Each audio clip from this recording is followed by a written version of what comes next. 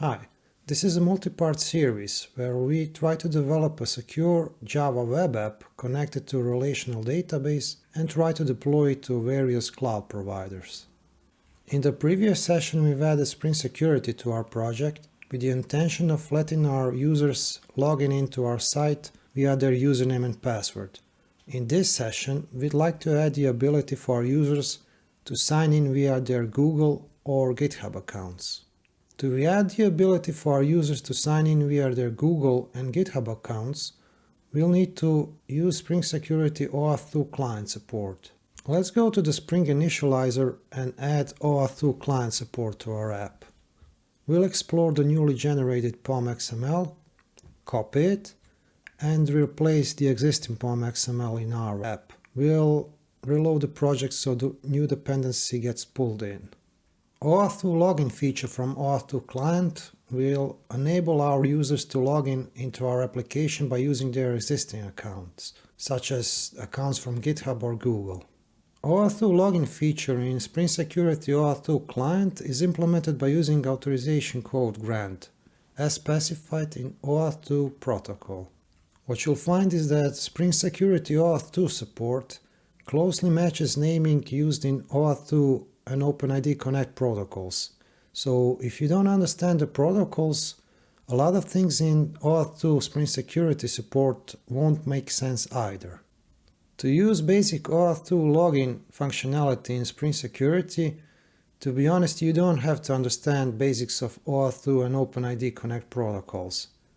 But since we want a customized login experience for our users, and just to make sure we are on the same page, we'll discuss basic terminology used in OAuth2 and OpenID Connect protocols.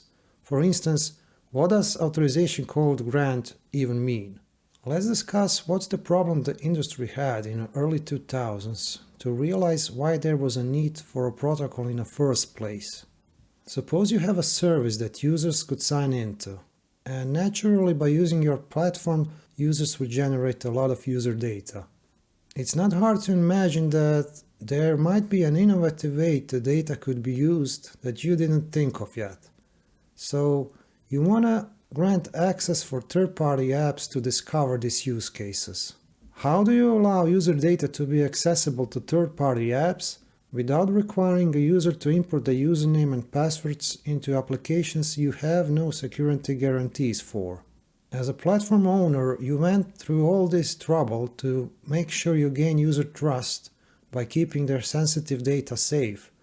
You definitely don't want to jeopardize all of this by providing access to the most sensitive information to a third party you don't even know. To address this resource access problem, a lot of custom solutions were being made, but it was quickly realized that it's a problem shared by everyone, and a better approach might be to create a standardized solution. And so the industry leaders in the field got together, and over time OAuth2 protocol was developed.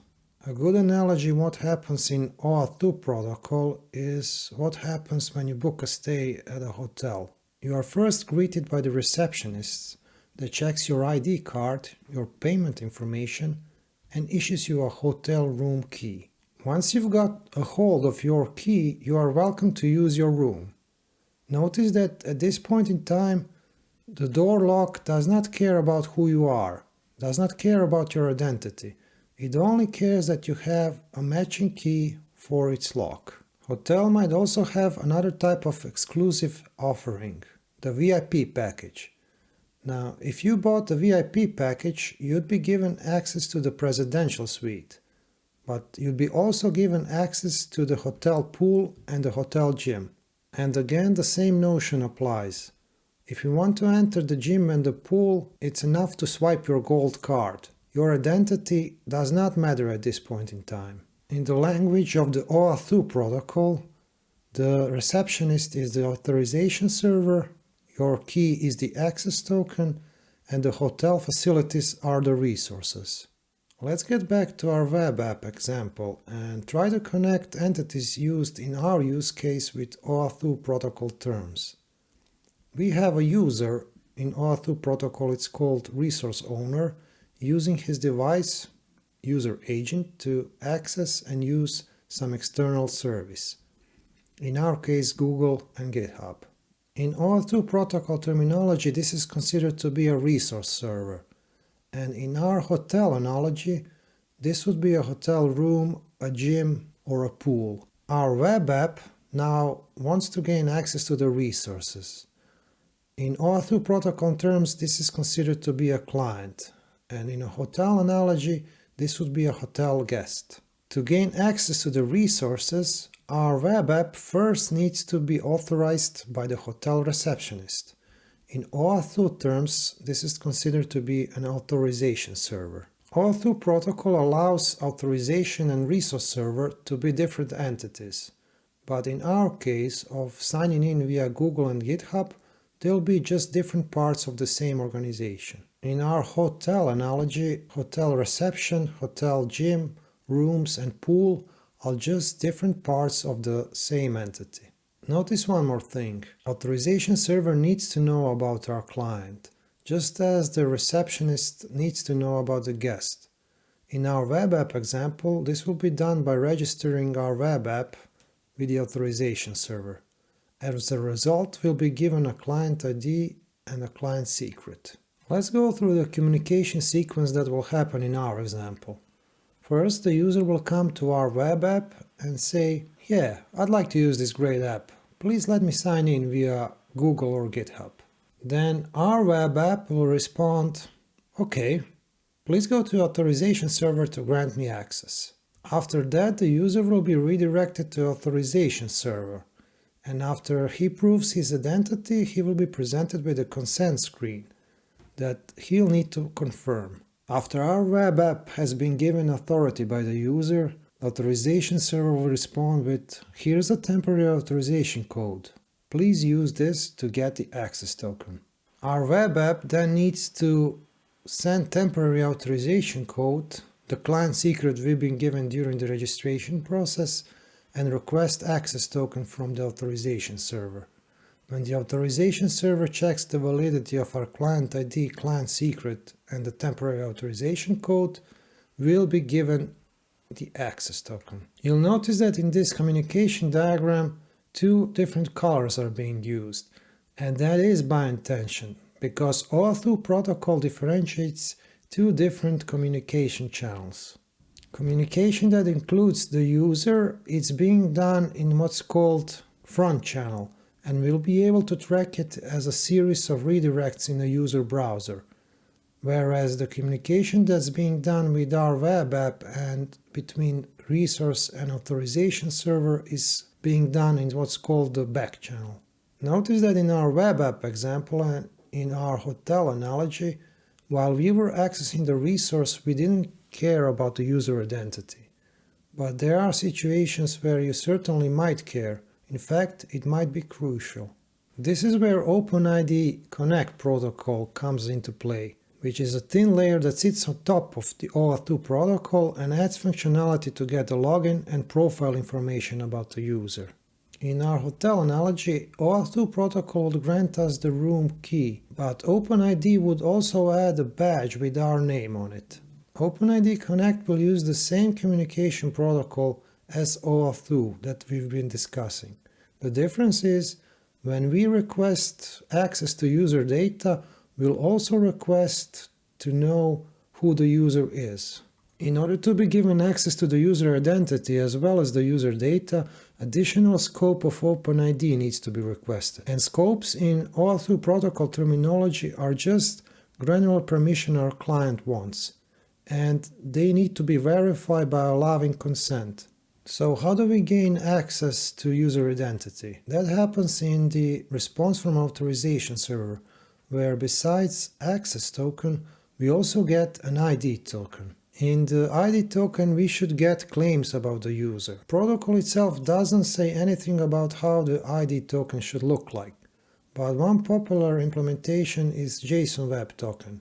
JSON Web Token, or JWT, is a self-contained way to transmit user information, meaning all the data about the user will be contained in the token. Let's recap. OAuth2 protocol primarily concerns itself how to provide delegated third-party access to user data, so-called authorization, whereas OpenID is a thin layer on top of OAuth2 protocol that also provides user identity, so-called authentication. Authentication is the information about who the user is. Authorization is the information about what the user has rights to do. In our Spring Web app, when we defined user build with a password 321, that was the information about the identity of the user. That's authentication. When we defined which roles and authorities the user has, that was information about authorization, what the user has right to do. There's one more thing to address in OAuth2 protocol to be able to understand OAuth2 login functionality from Spring Security. And this is the sentence that it's implemented by using authorization code grant. Let's delve into what that means. Authorization code grant is one of 4 different OAuth2 float types. The need for different float types arises from different features users and clients that interact with the backend have. Let's go through a simple flowchart that will help you determine what kind of OAuth2 flow you'll need to use. The first question we need to ask ourselves is, can our app maintain a client secret? And in the case of JavaScript apps that completely run on the browser and the whole code can be seen by the user, so let's say Angular or React or Vue apps, or in the case of native apps like iPhone and Android apps that can be decompiled and the source code can be viewed, the answer is no. In this case, we need to use implicit flow. If our app can maintain a secret, the next question we need to ask ourselves is, does our app involve a user? And we might have a backend application that just exchanges data. In this case, we don't involve the user and we need to use client credentials flow. If we do need to involve the user and our app can maintain a client secret, the next question we need to ask ourselves is, can user trust our app to insert their passwords? If the answer is no, as it is in the case of our web application, we need to use the authorization code flow. And if the user can insert passwords into your application, he needs to use password grant flow.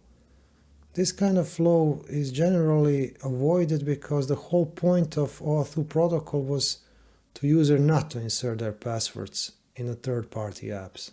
Now that we have basic understanding of OAuth2 protocol, it's time for us to do the first step of implementation, and that will be to register our web app with the authentication providers we want our users to sign in with. In our case, Google and Github. If we go to the Spring Security documentation site, we'll see that Spring Boot provides us with OAuth2 client registration properties, which enable us to register different OAuth2 clients for our application. Property path is Spring Security OAuth2 client registration, then the provider name, and then the appropriate properties. Let's start our app just to remind ourselves what are we dealing with right now.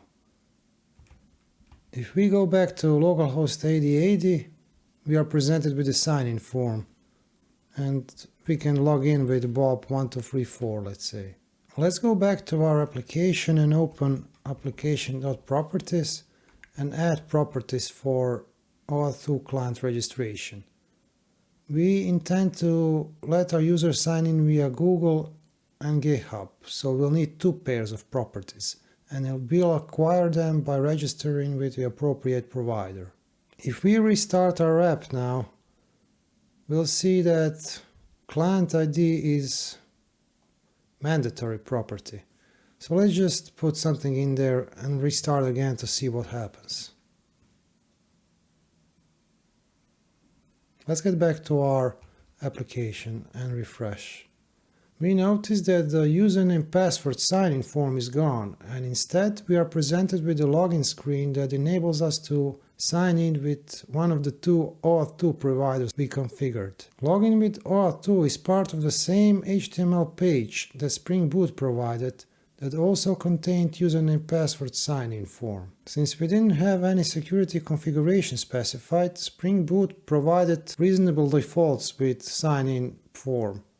But now that we specified OAuth2 client credential properties, Spring Boot instead assumes we want to log in with OAuth2. In reality, we want to have both sign-in options. And in order to achieve that, we'll need to customize our Spring security configuration. Let's go back to our application to our security configuration. Prior to version 6 of Spring Security, which we are using now, in order to customize Spring Security, you needed to extend Web Security Configurer adapter. From version 6 onwards, Spring Security configures more in line with the rest of the Spring framework, and instead we need to expose a bean of security filter chain instead. Let's customize our security configuration.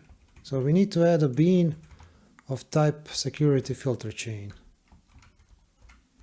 And as a parameter, I will take HTTP security. HTTP security is a builder pattern, and we just need to return it.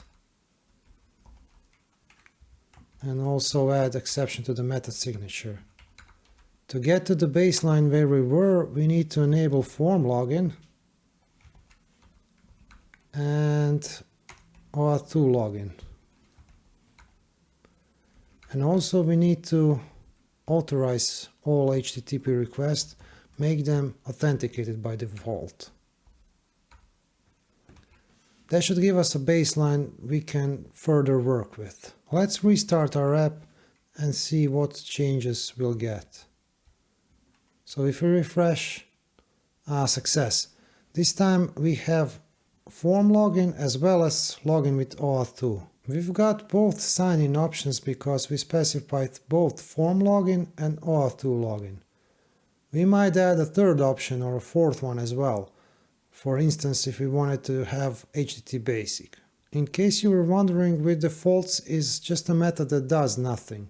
So it's a fancy way of saying give us exactly what Spring Security would give us by default. And we could actually static import it to make this more readable. API from versions prior to version 6 of Spring Security is still available, so you could instead go form login without parameters and chain it with end, and that will still work. But we'll use a new recommended API. Let's discuss how do we reconcile the fact that once we register our OAuth2 client, we'll be given a client secret that needs to be kept private, but in order for Spring OAuth2 login feature to work, we need to insert the secret in the application properties file, which is by default public and shared in our GitHub repository. And the answer to that is that we won't keep our secrets directly in the application.properties file, but instead we'll reference them through environment variables. And the way you do that is by using $curly braces. So let's fill them in. So this will be a GitHub client secret, GitHub client ID, and Google client secret and Google client ID. Once we register our client with these two providers, we can set up values for these environment variables. And if you don't want to litter your local development machine with a bunch of environment variables, we can just set them up in the run configuration of our IDE. There's the environment variables part. It's also worth noting that by using environment variables, you have the possibility of having different values in your local environment and in your cloud provider environment. Each cloud provider, in this case I'm showcasing Railway.app, should have a part where you can set up values for your environment variables. Let's first register our OAuth2 GitHub client. So if you go to your GitHub account settings and right at the bottom developer settings, you'll have the options of creating an OAuth2 apps. This looks good, so let's register our application. And next we'll be presented with a screen where we see our client ID and we have the possibility to generate a new client secret. And you should definitely not do what I'm about to do right now, and that's to share my client secret with the rest of the world. Let's copy our client secret and go to our application and add it to our environment variable. So it's GitHub client secret. And we'll have GitHub client ID. That's this one. Apply. Nice, we've set up GitHub. Let's do Google next. With Google, you need to go to their Google Cloud Console, create a project if you already don't have one, and then create credentials. We'll create OAuth2 client ID credentials. We'll need to first configure consent screen. We'll say it's for external users and click create. And next we need to populate the edit app registration form. I've pre-populated some fields and I've set up application homepage to the URL given to us by Railway.app. And when we are satisfied, we'll save and continue. Next we need to add scopes, which are granular permissions our client wants. And we'll add user info for email, for profile and OpenID scope, and update. Save and continue. We'll skip adding test users for now, and this is the summary of our app. That should be enough. Let's go back to the dashboard. Now we can create credentials. Let's create OAuth2 client ID credentials. We'll use the web application type. Name will be Spring Social to Cloud Develop. For authorized URI, we'll use the given to us by Railway. It needs to be HTTP.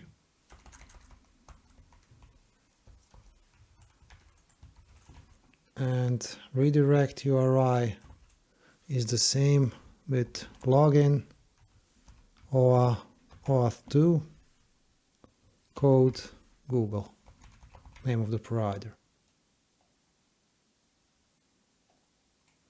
And that should be enough. Let's create. Next we are presented with our client ID and client secret, and again you shouldn't be doing what I'm doing right now and expose your client secret publicly for the whole world to see. We'll copy our Google client ID and paste it into our Railway.app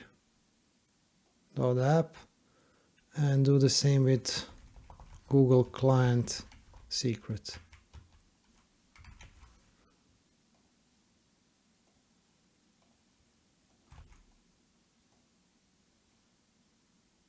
Just to point out that these don't do anything right now in the Railway.app because we haven't deployed our new application that uses OAuth2 client login. We'll do that in a moment, but until then these environment variables will be waiting for us and our app will use them when the time comes. To be able to test Google OAuth2 login feature locally, we'll need to repeat the same process, just use localhost 8080 as our URI. For our local environment, this is how the URI should look like. Localhost 8080, redirect URI, login OAuth2 code Google, and I've also copied our client ID and client secret to our IDE in here.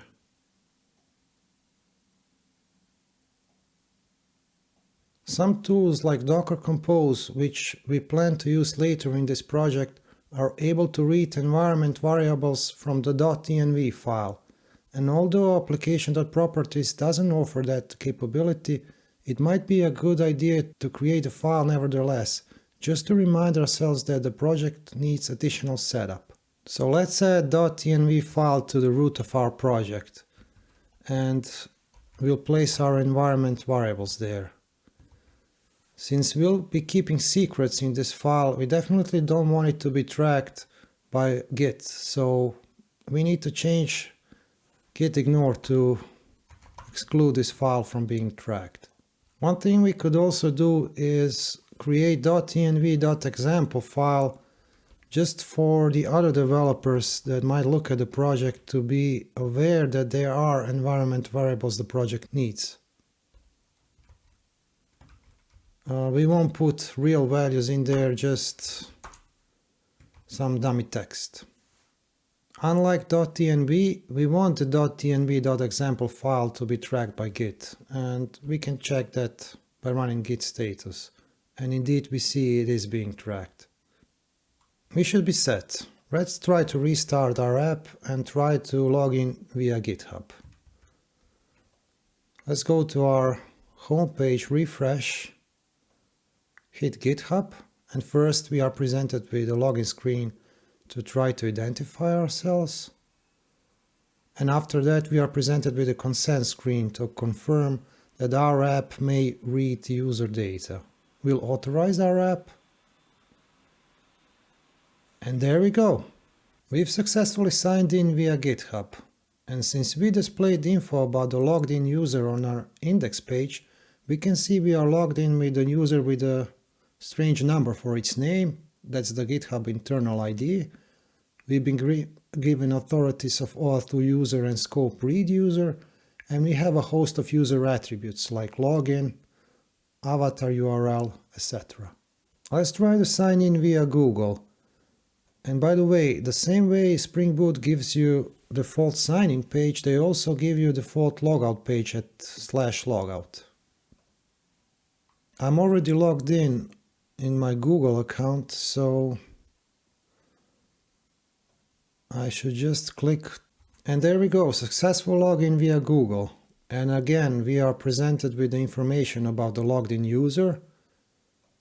And again, we see some strange number for username, which is the Google internal ID. Since Google is OIDC provider, we see OIDC user and not OAuth2 user as in case of GitHub. And we'll see user info email and user info profile scopes, as well as the OpenID scope for our authorities, as well as the host of user attributes, which are claims about the user. Let's log out and go back to our application. We have an application event listener that tracks successful login events. Let's put a breakpoint in there and run our application in a debug mode to see what kind of objects we get.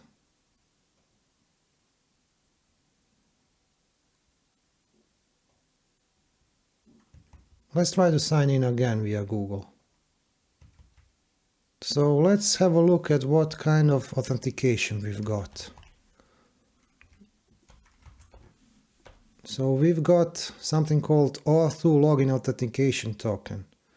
And in principle, we have those authorities we saw of OIDC user and scopes we saw, email profile and OpenID, as well as the attributes, which are claims about the user. Since this is the OIDC sign-in, we have an ID token. And in a token value, this should be the JOT token that contains info about the logged in user. Let's try to copy this value and go to JOT decoder site. And indeed, we see this is a valid JOT token and it contains claims about the logged in user, as well as the header and the signature that we expect in a JOT token. We'll also notice that the claims about the user have been copied by Spring in the attributes collection, and we can use them there. Let's try to sign in via GitHub this time and see what do we get. Let's see the event authentication object, and this time we get OAuth2 login authentication token. In the principle, we'll have two authorities of OAuth2 user and scope read user and a host of attributes like login and avatar URL. Notice that since GitHub is OAuth2 provider, we don't have the ID token. We only have the ID token in OIDC providers, like Google. Let's try to again sign in with GitHub, but this time we'll open a network tab to track network information that's being transmitted. We see three directs, 302s, bouncing redirects between our app and GitHub. In the first request, user requests sign in via GitHub in our application. Our application then redirects the user to the GitHub and says, on behalf of our client ID, please request a response type of code. And the purpose of this is to get authorization code that we'll later use to get the access token. Since the user successfully logged in and confirmed its identity and given consent to our application, GitHub redirects again to our application and gives us the access code that we can later use. If we go back to our presentation, the 302 redirects we just analyzed are the front channel arrows, the blue arrows in our diagram. We'll also notice that the orange arrows we didn't see in our network tab. That's because the back channel happens behind the scenes. When our users sign in via their username and password, they get one authentication type. And when they sign in via OAuth2 authentication providers, they get this strange number for their username. We'd like to provide a more transparent experience for our users. And to do that, we need to somehow merge information from these two distinct sign-in types. We'll do that by creating our own user type that extends from both of these user types and somehow translates information from them to provide a more coherent user experience. So we have two user types. One is Spring's own user, which implements user details interface, and we hard-coded two users. And the other one is users we get from OAuth2 login. OAuth2 sign-in users are somehow different than our normal users, and we'll need to find out how. If we visit Google's OpenID configuration, we'll notice that we have the authorization endpoint, the token endpoint, as well as the user info endpoint URL. Notice that we didn't have to configure any of these URLs in our application because Spring Security team has taken care of that. And also notice that user info endpoint has been called automatically. We also didn't have to take care of that. Not only was user info endpoint called on our behalf by the Spring Security team, but they've also parsed JSON Web Token we've got as a result. Claims from the JOT have been automatically placed for us in the collection we could use in our Java application. Our job at this point is to somehow lean on what's already being done by the Spring Security OAuth2 client and add our own custom logic. Let's go back to our app. We'll somehow need to customize OAuth2 login to provide our own custom logic in the point where user info endpoint is being fetched. Let's customize our OAuth2 login. We'll need to provide a customizer, and we'll notice that there's user info endpoint there, that for given user info we can customize the way OAuth2 user is being processed and how OIDC user is being processed. We are not yet sure what we need to do, so let's just create methods and let IDE generate them for us. Let's call the first one OAuth2 login handler, and we'll let the IDE to generate the method for us.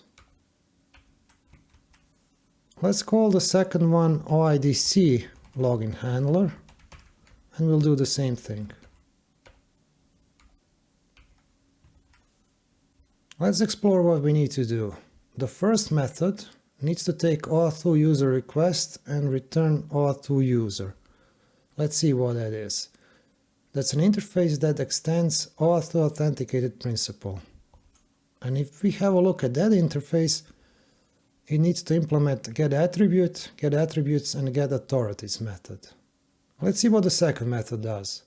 It needs to take OIDC user request and return OIDC user.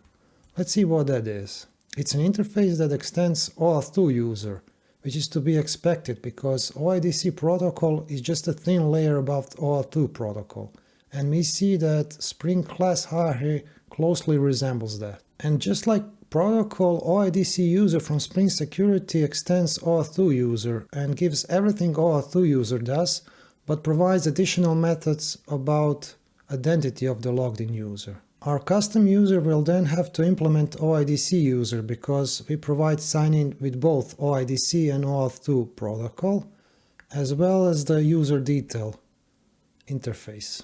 We already saw that Spring Security parses user info endpoint for us. So let's have a look at who already implements this service in Spring Security framework. And we see something called default OAuth2 user service. We somehow need to delegate to that service, let it do its job, and will intervene on the result it provides. Similar thing with OAuth2 user service that parses OIDC user request will use provided OIDC user service. So let's change our OAuth2 login handler. For a given OAuth2 user request, let's call it request, user request, fine. We'll need to instantiate default OAuth2 user service. Let's call it delegate. And we'll just return load user from delegate for this user request. Similarly, for OIDC login handler, for OIDC user request, we'll need to create a new OIDC user service, call it delegate, and return delegate load user for user request.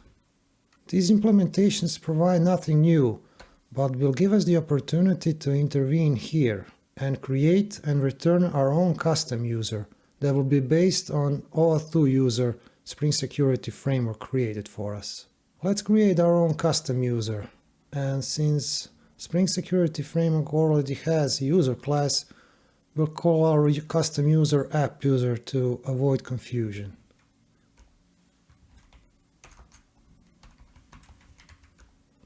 And we saw it needs to implement user details as well as OIDC user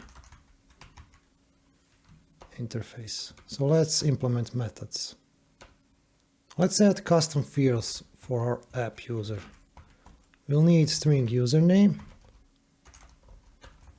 password.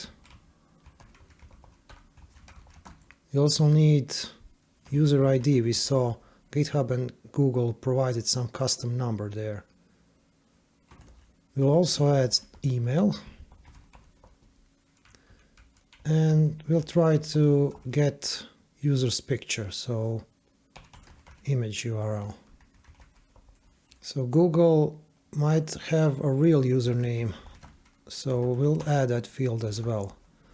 And we see we need to implement attributes and authorities for a user, so let's add that field as well. So this will be attributes, and we need to have a method that can return authorities, so let's add that as well. Let's implement methods. So first for the get name, if the name is not null, we can return the name, otherwise we'll return username. For attributes, we'll return attributes, authorities. Password can stay null, username will be username, and is account expired, non-expired true. You can implement those fields. For now we'll just return true for hardcode true for all of them. And we also have additional methods for claims about the user. We won't bother with them right now. Let's add a couple of Lombok annotations on our user class. The first one will be data to have gather's address to string hash code implemented, but Lombok also provides builder annotation that will give us a nice builder pattern to create our own app users. Our app user could be created on three ways: by using username password sign-in or Google or GitHub sign-in. So let's denote that by creating a custom enum. Let's call it login provider. And we'll have app, GitHub, Google as values. And let's go back to our app user and add a field for that. So we'll have login provider. So let's get back to our security configuration and change our login handlers. We only have one OIDC and one OAuth2 login provider, but if you had multiple, you would need to get a hold of the information which provider provided the login. So we can do that by using user request, get client registration, get registration ID. And it comes in lowercase, so we'll just uppercase it. We'll copy the login provider parse code to our OAuth2 login handler as well. We'll refactor later. Next, we need to return our app user instead of default users returned by the handlers. And we'll return app user builder build for now, similarly for OAuth2 login handler. Again, return app user builder build. And now we need to populate the fields for our own custom app user from OAuth2 user and OIDC user. Let's first create our own custom app user for Google OIDC user. So our username will be OIDC user email. We saw that name was actually some random number, so we'll use OIDC user get family name, or we can use get full name. For email, we'll definitely set the email, Google email. Attributes, we need to just delegate the attributes from OIDC user. Similar for authorities. Get attributes. For password, we can encode random UUID. So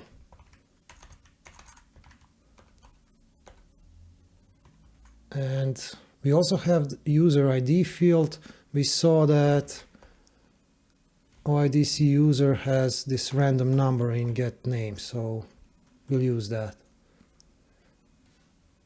And that should be it for our OIDC user.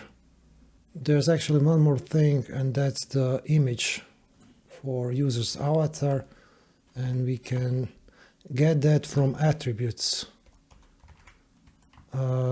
Attribute name is image, a picture actually. We can also set up the provider for this user, and we'll get that from our provider we parsed above. We need to do the similar thing for GitHub user, so we'll customize it by providing username. This will be our OAuth2 user get attribute. It's a login attribute. And our name will also be our login attribute. Our picture, image actually, will be, the field is called avatar URL, so and we saw that in name we have user ID, and we also can set up the provider. So provider is this one here. So username, name, we can set up password the same way to encode random UUID. And we have a username, name, password, user ID, image URL. I think that should be sufficient. Let's check one more time. We are missing attributes here and authorities as well. And also I've noticed this should be to uppercase. in here and also in OIDC user. Let's restart our app and try to log in again with GitHub and Google to see what do we get. Let's refresh our page, try to log in with GitHub. And nice, we've got an app user, we've got the username field filled correctly with GitHub login. We also got the user ID and image URL, and we've got the authorities and attributes filled. Okay, let's try the same thing with Gmail. And again, we get an app user back. Username is user's email. Nice, email is filled, user ID is filled, name is filled, and image URL seems to be correctly filled. Authorities are also populated, and we've got the attributes as well. Nice. Let's remind ourselves that if we log in with our hard-coded user, like Bill321, we'll still get Spring Framework user class instead of our own app user. So we'd like to fix that next. Let's create our own app user service.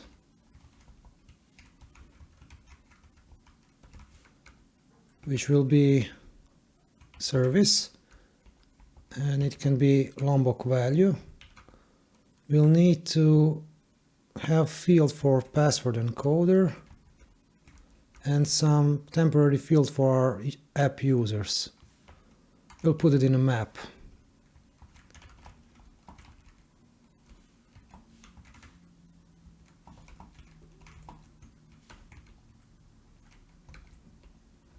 And we'll want to implement user detail service. We'll return users from our map. And we want to populate our users after the instance of our class has been created, and Spring offers post-construct annotation that we'll use in here. Let's say create hard-coded users. So let's grab users from our in-memory user details manager, and we'll just replace the user with app user, our own class. This time password encoder isn't a method but a field. We won't have roles. We can have authority, so list of use simple granted authority of read. And our app user constructor is kind of big, so yeah, let's take different approach and just copy Bill, and we'll create Bob on basis of Bill. Just replace our username and password with 1234, and we can create our own create user method that will take in a user and put the given user to our hash map. So users, put if absent, user get username, user. And we don't need to return user here. I think that should be enough to give us 2 hard-coded users. Let's revisit our app user as well. Previously, we didn't need password for our Google and GitHub user, but now we actually need one. So we'll return password instead of null. We didn't need password for Google and GitHub login because it was taken care of by our OAuth2 providers, but for sign-in form, Spring Security will check our user password with the password entered in the password field. So we need to return the real password. So now our app user service implements user details service, and it's been in the Spring context, we no longer need this temporary in-memory users. We can remove it. So let's restart and try to log in with our newly created users. We have Bob1234 and Bill321. So refresh, Bob1234, and nice, the app user is returned instead of Spring's user. We can try Bill321, works as well. Cool.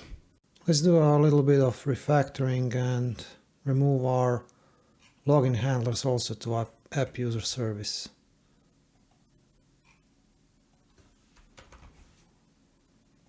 They won't be private this time.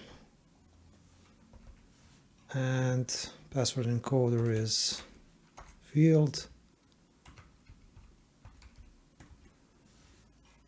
And we should also fix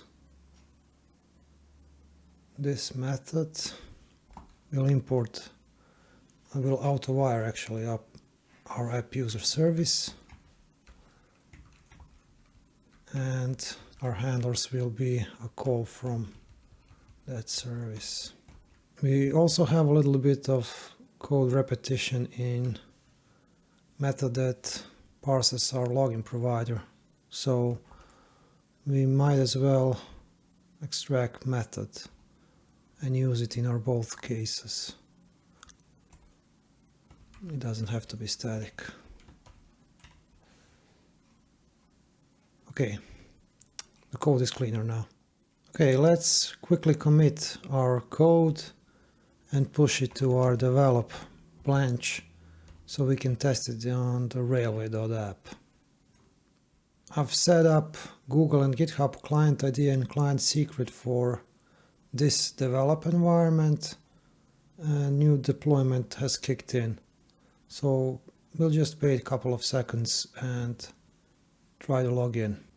Deployment has finished. Let's try to log in. Let's try to log in via GitHub, and we are asked to authorize our Railway develop app. We'll do that. And nice, the login was successful. Let's log out. Let's try to use Google.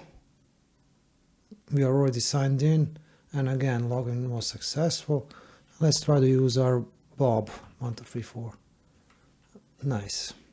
What do we need to do for our next session? Well, Spring Boot default sign in and logout pages really carried us a long way, but it's time to replace them with something that will provide a more custom user experience. In one of our next sessions, we'll also replace our in-memory hard-coded users with users saved in a relational database. We've done a lot in this session, and if you managed to stay till the end, I'd like to congratulate you. Stay persistent and see you in the next session.